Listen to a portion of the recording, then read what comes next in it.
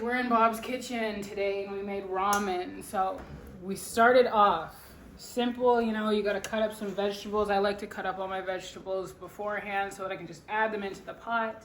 We started with some, well, it's not there anymore because we're starting in the pot, but we started with garlic and onion and ginger, and then some of the more, you know, some of the harder vegetables, so like carrots and broccoli. We also had, what else do we have? What else do we have in here? Peppers, also daikon radish. We added all of that to the pot, let it saute for a little bit, you know, season it, salt and pepper as you go, taste. Oh, that tastes good. Then we added the more soft vegetables like mushrooms. I also added dried mushrooms. We also have bok choy in here, some cabbage, and some corn, some canned corn.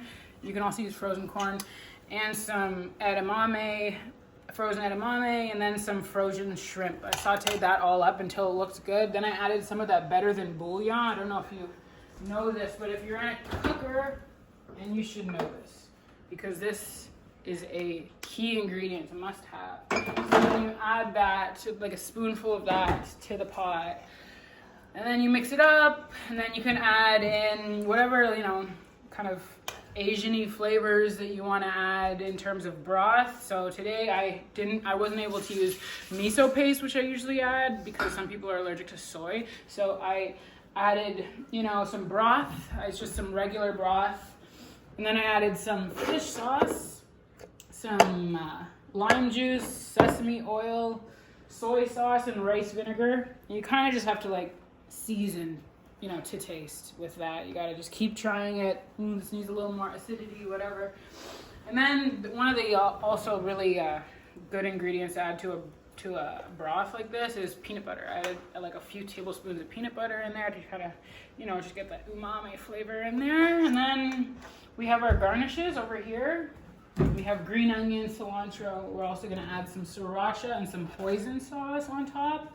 You can also boil eggs if you want. You can make ramen with boiled eggs on top. Soft boiled, people like to put soft boiled eggs. And then you can put whatever noodles you have, like usually ramen noodles, but they didn't have ramen noodles, so we're using egg noodles today. And then I'm also using those, I don't know if anyone knows of the shirataki noodles, but they're good for people who, you know, don't want to eat starchy noodles. They're like, I don't know if they're made out of mushrooms. I think they might be.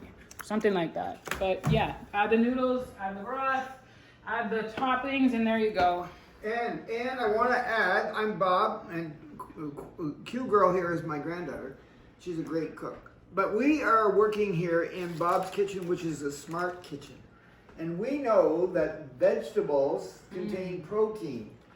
All vegetables contain protein. So if you're one of those vegetable eaters and you don't eat any meat. I don't eat much meat. Right, you're getting your protein. And especially if you eat the right vegetables, and she's got a lot of them right there in that pot. But what did you call this dish again? Ramen. R-A-M-E-N. R-A-M-E-N. Yeah. Ramen, like raw men. Men, yeah. Men, okay. And the other thing is, you said you sauteed that stuff in that pot. I did. You used water and... Water. Did you put water in it? Put a little bit of oil in it. Well, what I kind didn't of put oil? water. What kind of oil?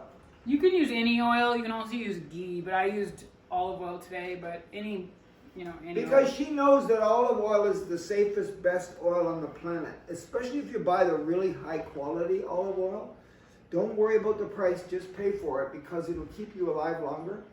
And so she's not actually frying anything.